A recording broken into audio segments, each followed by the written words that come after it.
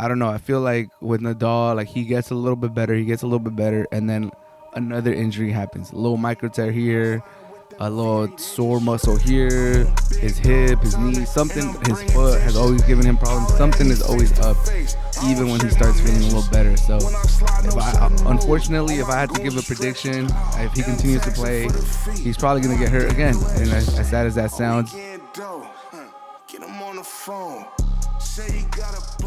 And welcome back to another episode of the Hard to Handle Sports Podcast. My name is Ismael San Juan. Thank you so much for being here. Nadal bows out of Roland Garros in the first round. He loses to Sasha Zverev in an emotional match.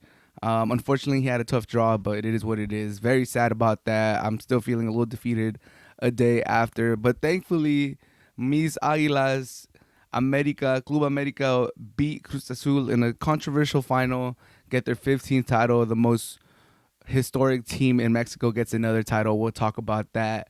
And to conclude, the Celtics sweep the Pacers. It was 4 close games, but the Pacers just didn't have enough to close out any of those 4 games. It looks like we're going to have a Mavs Celtics finals. We'll touch on that. All of that on this episode of the Hard to Handle Sports Podcast. Let's get started. Whew, man. Nadal loses to Sasha Zverev in straight sets at Roland Garros. Djokovic was there. Ego was there. Carlitos was there. It was insane. From the introduction in French to like the tie break, the last few games when it was like, damn, he's really gonna lose. It was a lot. Nadal had some good moments. He had some really, really nice volleys. His forehand still looked good, but as the commentary was saying, I think as most people can notice, his defense is not what it was. He can't grind out points as much as he used to. Like, he just doesn't have the burst to get to a lot of these points that he used to. Can he get there? He did at the end of the game. He did say his body's feeling better. It's feeling better than it has the last 2 months. But man, like I don't know. I feel like with Nadal, like he gets a little bit better, and then another injury happens. A little micro tear here, a little sore muscle here, his hip, his knee, something. His foot has always given him problems. Something is always up, even when he starts feeling a little better. So, unfortunately, if I had to give a prediction, if he continues to play, he's probably gonna get hurt again. And as sad as that sounds, back to the match. Nadal had some nice moments. He had a couple volleys. He could have definitely, if he played it smarter, not enough game time right now to win that tiebreak. He tried to do a couple of drop shots that, probably weren't the best call during that time. But overall, I think Nadal showed a pretty good level. I think he could have beaten a lesser opponent. Like, let's give Zverev credit. He's an incredible player. He just won Rome, and he's a great clay player.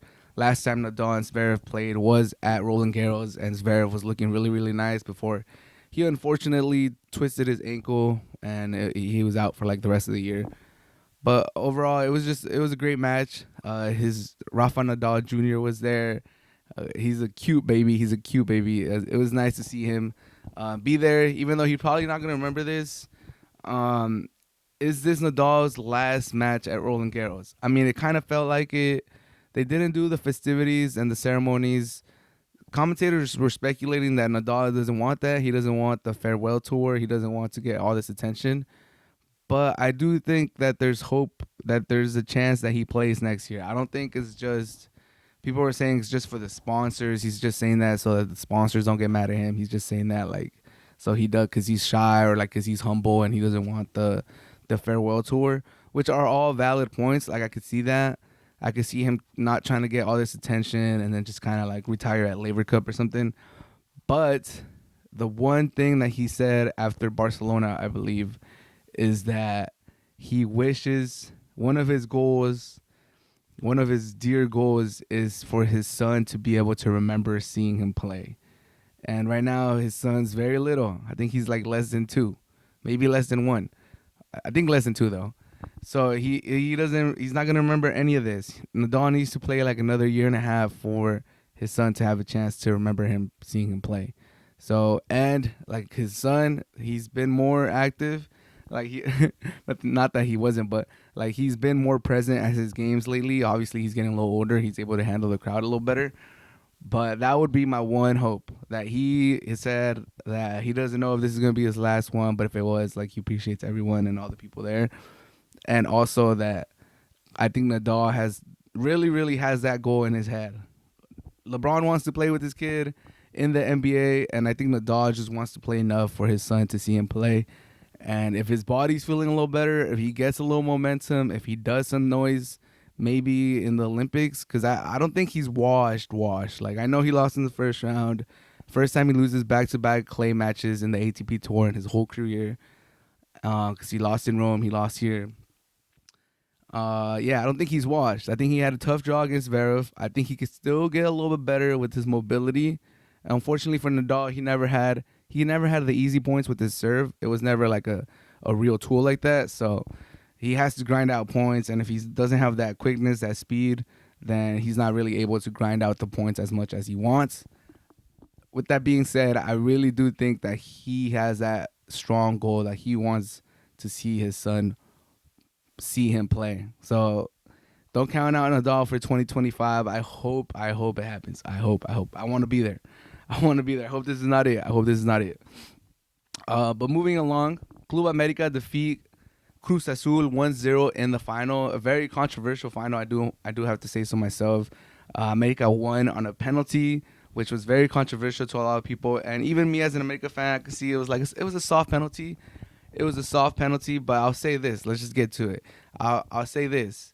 It's hard to overturn a penalty like that once it's been called, when a player commits that hard and doesn't touch the ball. And there's people with, like, framing freezes. It kind of looks like he touched the ball. If you see the other angle, he did not touch the ball. He did not touch the ball, and he slid with a lot of force.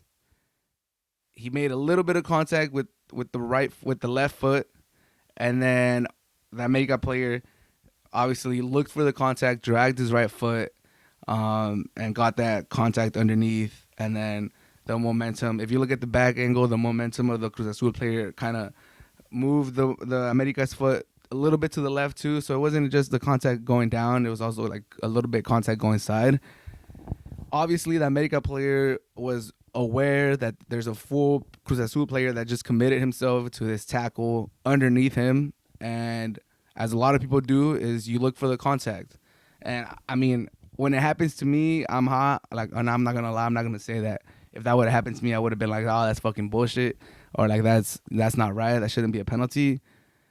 But I would also be mad at the defender for committing to this slide and not getting the ball. Like, you got to be 100% sure that you're gonna get to the ball if you're gonna commit in the final and expose yourself like that, and just basically leave it up to the opposing player to do whatever he wants. Like, he could flop, he could drag his foot, and there's nothing you could do because you committed to that tackle. You expose yourself, and that's usually what happens when you commit to a tackle that hard and you don't get to the ball. It's as simple as that. If you commit that hard to a tackle in the box, you better be damn sure that you get there, or else you leave it to the opponent and the referee to their interpretation. And like I said, if it would have been against me, I would have been hot too. I would have been like, damn, he dragged his foot. That's bullshit. I don't think it's the same as Salah against Bayern, because I've said it before. Neuer didn't commit to his slide. He kind of like stood up and like stretched out his foot a little bit, and then Salah really stretched out his foot and looked for that. I would compare it more, if anyone remembers, to the Barrera penalty against France in the 2010 World Cup. I think it was Maluda or something like that, slid, and Barrera pushed the ball before the French defender could get there, and then he dragged his foot, looked for the foul, and then he was awarded a penalty. And there was no VAR back then, so I mean, who knows if it would have been overturned, but I doubt it. Like, once you call a penalty and there is contact, and like you're literally underneath the player and you're cutting his pathway from running, then it's very tough. It's very tough to overturn it at that point. Now, if you're standing up and you're stretching your foot out a little bit, and the other player has to like really stretch out his foot to the side and fall, then I could see that getting overturned. But if you're underneath the player and he has nowhere to step on, nowhere to continue his stride. Like he really has to like elongate his stride to avoid you. Then at that point, like it's you know, if you have colmillo, if you're smart, you know that if you jump over this defender, you're never gonna get to the ball. Like this, you're giving the defender the benefit of committing to a foul or committing to a tackle that he didn't get to the ball, and you're jumping over him, and now you're gonna lose the ball. So the tackle basically worked because it slowed you down having to jump over them. So, I mean, like I said, I would be hot too if I was Cruz Azul, but it's also damn near impossible for the referee to overturn it once he calls the penalty. Now, if he wouldn't have called it, I think he probably doesn't overturn it as well. Like if he didn't call that a penalty and then they check it to see if it's a penalty, I think there's not enough contact for them to call it. It's one of those like really right down the middle. But other than that, I mean, yeah, Cruz Azul was playing better, but Malagon was a beast. Like let's just quickly give Malagon his praise. What a beast. Like he had some Courtois type of final game. Like Courtois versus Liverpool type final. Like that was insane. That was amazing. Like 2-3 saves in the first half and another 2 in the second half, and just kept America in there. At the end, I still can't believe how Cruz Azul missed that last chance, like in the 88th minute. Open goal on your left foot. You're like 8 meters away from the goal, and you just hit it like a newspaper, and it barely rolls to the, like Malagon got there. It had very little force. Open goal though. Open goal. I would be more mad at the defender that committed to that tackle in the final without touching the ball, and then the Cruz Azul player that missed that goal in the 8th minute. I'll be hot at them. That's what I'll be mad at. But overall, I mean, America wins their 15th title, back-to-back champions, literally the best team in Mexico. And you know, there was another call in the first half, in the first leg of the final, where they stepped on Harry's. He's trying to go up for a header, and he gets stepped on, and like no one bats an eye. I mean, that would have been a soft penalty to call, and they didn't call it. But no one bats an eye. No one says like, oh, you know, like that kind of proves that America isn't getting favored. Like if there were, like they would have gotten that penalty. That's enough contact for America to get that penalty if they bought the refs, if they're getting helped all the time. That was enough contact. If we really paid the refs, that was enough contact, and that merited enough for a bought ref to give you a penalty, if that makes any sense. If I would have bought the ref, he would have given me that penalty. Like there was enough merit for a bought ref to give me that penalty in the first leg against Henry Martin. But because he's not bought, he didn't give it to us. But no one, like the coach said, Jardines said at the end, I understand how it works here in Mexico. I understand how it works. When we don't get a call, no one bats an eye. No one says anything. When we get a call that might be controversial, everybody gets on it. Everyone gets on it. Oh, yeah, they're getting all the help. I know how this works. Like, I'm not even going to comment on it. Like, let's celebrate this title. I saw all the interviews afterwards. Duodene and other networks were interviewing him. He knows it. When he's been here 1 year, he gets it. That's how it is. We don't get a call, no one bats an eye. No one says anything. We get a call, comprado, all this, los antis come out. It is what it is. Everyone gets bad calls. Like I said, if you're a defender and you commit to that tackle in the box and you don't get there, you leave yourself vulnerable for the opponent to flop, to exaggerate contact, to drag their foot. So I'll leave it at that. Ódiame más. La quince es nuestra. Super happy. Like I said earlier, I'm super disappointed, sad, trying to, understand my feelings on Nadal basically retiring, losing at Roland Garros, but America winning their title, their 15th title 1 day prior is, holding me over. I'm still feeling good. And to wrap it up, the Celtics sweep the Pacers 4-0. 4 really close matches. The last two, I did not think that they were going to be that close because of Halliburton's injury. But to the Pacers' credit, they fought, they clawed, They stayed in there. Rick Carlisle, gotta give him props, the coach, for getting his team ready, and they fought. They fought. Gotta give Turner credit. Gotta give Siakam credit. Gotta give T.J. McDonald credit. Their other role players, they stepped up in this last 2 games. They actually made the Celtics fight for it. But in the end, I mean, the Celtics are too good. They're too good in the East. Let me preface that. They're too good in the East. In the East, that team is too nasty.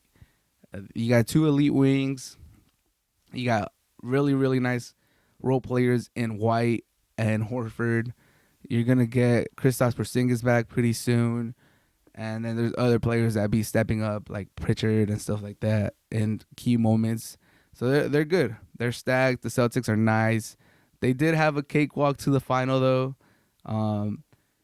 But it is what it is. I mean, they can only play those in front of them. But I do got to say that when the Mavs come out of this Western Conference Finals, because it's 3-0 right now at the time of the recording, I believe they're going to sweep them tonight. But whenever the Mavs come out of this and the finals start, Mavs in 6. Mavs in 6. Mavs in 6, and I would be more surprised if it goes 7 than if they go 5. So I give it a higher chance that it goes Mavs in 5 than Mavs in 7, if you guys are following. My official prediction is Mavs in 6, barring any injuries in this last closeout game for the Mavs against the Timberwolves. But Mavs in 6, and I'm leaning more towards Mavs in 5 than Mavs in 7. Like, I think the Mavs and the Western Conference teams are just head and shoulders better than the East. The East is just not it. They don't have the talent. Like, the West is just iron sharpens iron, is what they say. And they've been bad. They've been duking it out. The Mavs, they took out the number 1 seed in the West. They're about to take out the Wolves, who took out the defending champions. Like, they've gone through the fire. We got to see how likely is going to come back. He got hit in the back of the head. That could be a big loss if he misses an extended time. I don't think he will. He might miss out like the closeout game against the Timberwolves, but I think he should be back for the finals if they get there, or if and when they get there. But Luka, I just trust Luka and Kyrie more than I trust Tatum and Brown. Nothing against Tatum and Brown, but we're looking at 2 of the elite closers in the league, probably the 2 best closers in the league at this moment, and they caught fire. They caught fire. The rest of the team caught fire. They look like they're in a groove. They look like they understand the type of basketball they want to play. So I have a hard time seeing the Celtics beating the Mavs in the final. Do want to congratulate the Celtics. They've been one of the most consistent teams ever. I mean, are in the league these last 8, especially 8 years. But I did have these questions once the Timberwolves looked like they were nice. And we'll see what they do next year. It doesn't look like they're going to win the chip this year. But if you look at the Timberwolves from 2010 to here, let's say you got into basketball in 2010 and someone was a Celtics fan and someone was a Timberwolves fan. If you became an NBA fan in 2010, you would have lived through some pretty much good years in the Celtics. The Isaiah Thomas team, then the Kyrie team that, he got hurt, but they still went to the conference finals. And then you got to the Tatum era where they lost to the Warriors in the final. They're in another final right now, but they've been a consistent team basically since the 2010s. Always in the playoffs, 3 or 4 conference finals. This is their second finals appearance during that time, I believe. But if they lose to the Mavs, like I think they will, then that would be 0 chips. Just 14, 15 years of, consistency and great regular seasons and deep playoff runs, but no titles. And then let's say next year they have a similar year, first or second in the East, second or conference final appearance, and then they bow out again. But let's say the Timberwolves, retool this offseason and get to the finals next year and win it. Who would you rather be a fan of? For me, it's easy. I would have rather been a Timberwolves fan. Like, I would have lived through the 15 years of uncertainty, lived through the down years, lived through that season where you get the number 1 overall pick with Anthony Edwards, live through the mediocrity and get that title, rather than being that consistent team that's always there and never wins it. I was talking to some people in the bar, and some of them were saying like, "Nah, I would rather like each year would be more fun. I would have more fun each year knowing that my team's good, deep playoff runs, even if we didn't win it. Like, what's one year?" I'm like, "But you won a chip. That's the highest feeling ever. Like, that's the best feeling ever." I hope Real Madrid win this week. They get the 15th Champions League. I'll do an episode on that probably on Thursday or Friday. But yeah, let me know what you guys think. Me personally, I think it's an easy call. I would rather be the Timberwolves. And we want to take this example to the extreme. In this example, let's just say Anthony Edwards walks for some reason, and the Timberwolves go back into obscurity, and they're not good for the next 15 years. And let's just say the Celtics keep all their players, they re-sign Tatum, and they're just a consistently good team for the next 10, 15 years again, but they don't win a chip. So now we have the Timberwolves winning one chip in like 30 years, because the example is like 2010 to on. And then we have the Celtics just being this consistent team this whole 30 years, but never winning the chip. Who would you rather be a fan of? And for me, it's still the Timberwolves. That one chip, it means so much. Living through that one chip means so much that I would definitely 100% rather live through that than, a consistent good time, but never winning a chip. With that being said, shout out to the Celtics for getting to the finals, and I hope the Mavs close it out in 4 against the Timberwolves. And I do say this, like I said, Mavs in 6 in the finals against the Celtics, but I do think it's going to be a great final. The Celtics, as a Laker fan, obviously I always hate on them, but I think this is an unbiased opinion. It could be biased from like deep within, but I think it's unbiased. But Celtics are a good draw. You can't deny that, even as a Laker fan. They're a good draw for the final. They're going to get eyes on the final. And Luka, Mavs, Kyrie, the storylines, Kyrie trying to get his revenge against the Celtics. Kyrie's return to Boston, to the Garden, is going to be insane. Like, is he going to step on the logo again? Probably not. He looks like he's matured. But there's so many storylines there. Luka trying to get the crown from Jokic as the best player in the world. It's going to be a great finals. I do have Mavs in 6, but I think it's going to be a great final. I think it's going to be 6 amazing games. And I'm ready. But that should do it for this episode of the Hard to Handle Sports Podcast. As always, if you made it to the end, I appreciate you so much. I hope you have a great rest of your day, night, evening, whatever it is. Peace. When I slide, no sudden moves. All my goons are stretching. And I'm taxing for the feet on my damn collection.